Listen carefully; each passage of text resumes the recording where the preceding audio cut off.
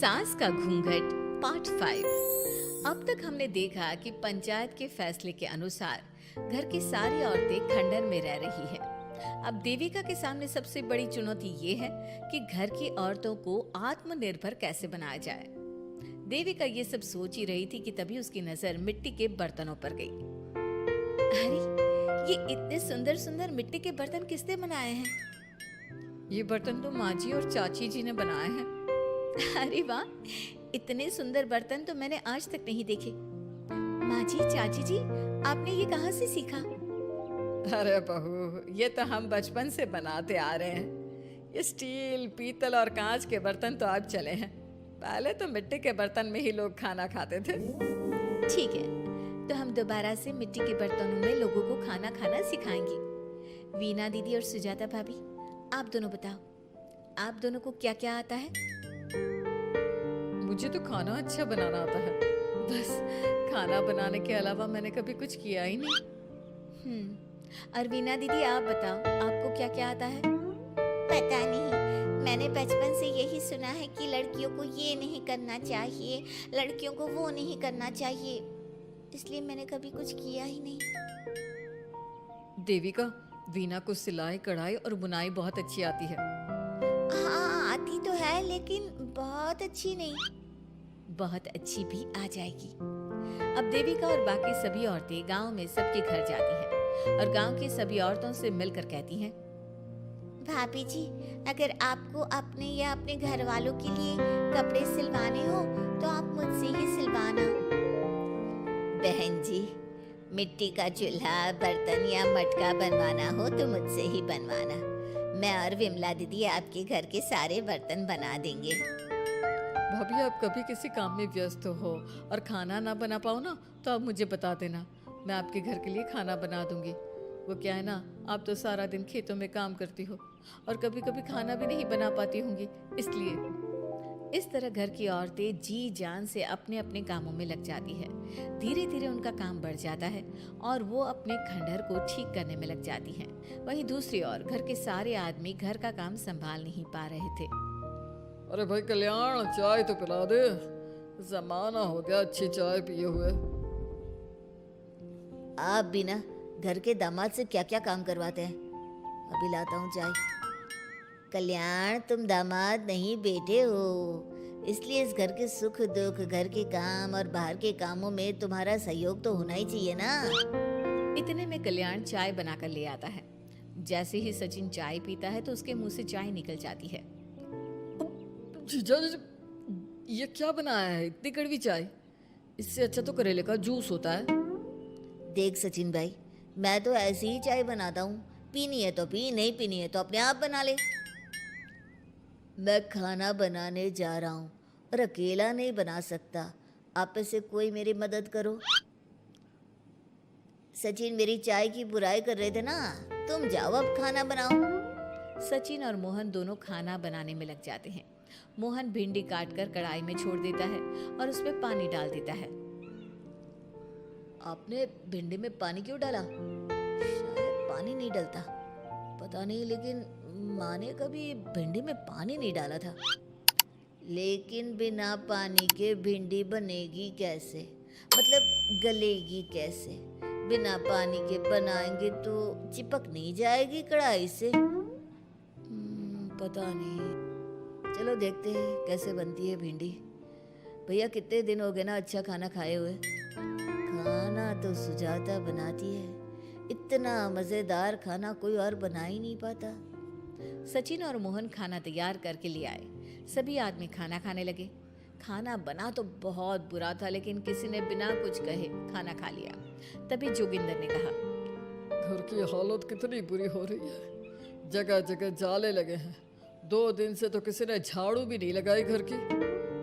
हाँ, और घर में गंदे कपड़ों के ढेर लगे हैं। मेरे पास तो ये आखिरी कुर्ता ही बचा है पहनने के लिए। कल्याण, मोहन, तुम किसी नौकर को रख लो ना।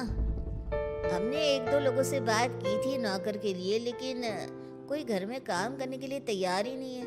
गांव के सभी लोग खेतों में ही मजदूरी कर रहे हैं। घर के सभी आदमी घर के काम में लगे रहते हैं, तो वो अपने खेतों पर भी ध्यान नहीं दे पाते और उन्हें हर महीने आर्थिक रूप से नुकसान उठाना पड़ता है।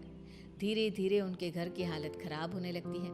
एक दिन कल्याण सबसे कहता है, घर को तो औरत ही संभाल सकती है, हमारे बस का नहीं है घर संभालना। हमें किसी तरह से उस सब को वापस इस घर में लाना ही होगा। अरे कल्याण बेटा, पंचायत का फैसला था कि औरतें हमसे माफी मांगे, लेकिन उन्होंने माफी नहीं मांगी। अब हम उन्हें बुलाने गए तो उल्टा हमें ही अपनी अपनी पत्नियों से माफी मांगनी पड़ेगी। हमें कोई ऐसा रास्ता निकालना होगा कि वो मजबूर हो जाए हमारे पास आने के लिए। बापू, उन सभी ने अपने अपने काम शुरू कर दिए हैं, क्यों ना हम सबके काम में नुकसान कर दे, इससे वो मजबूर हो जाएंगे हमारे पास आने के लिए। भैया, ये कैसी बात कर रहे हो? इससे वो मजबूर नहीं होंगी बल्कि और भी ज्यादा गुस्सा हो जाएंगी। मैं तो बोल रहा हूँ शराफत से जाकर माफी मांग लेते हैं। मुझे यकीन है कोई माफ करे ना करे, माँ तो जरूर हमें माफ कर देंगी। नहीं सचिन, अगर हमने माफी मांगी तो ये सारी औरतें हमारे सर पर चढ़कर नाचेंगी। हमें इनके सामने छोटा नहीं होना है। मोहन, कल्याण, तुम दोनों आज से ही काम शुरू कर दो। बस फिर क्या था, घर के सभी आदमी लग गए काम पर। मोहन और कल्याण रात को खंडहर में पहुंचे और उन्होंने सारे मिट्टी के बर्तन तोड़ दिए।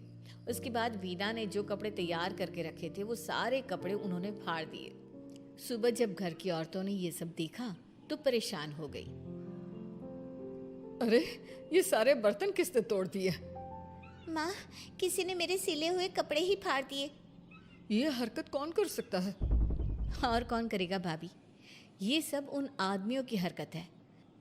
जब किसी तरह से हमें झुका नहीं पाए तो हमारे काम बिगाड़कर हमें परेशान कर रहे हैं। सभी औरतें दुगनी तेजी से काम में लग गई।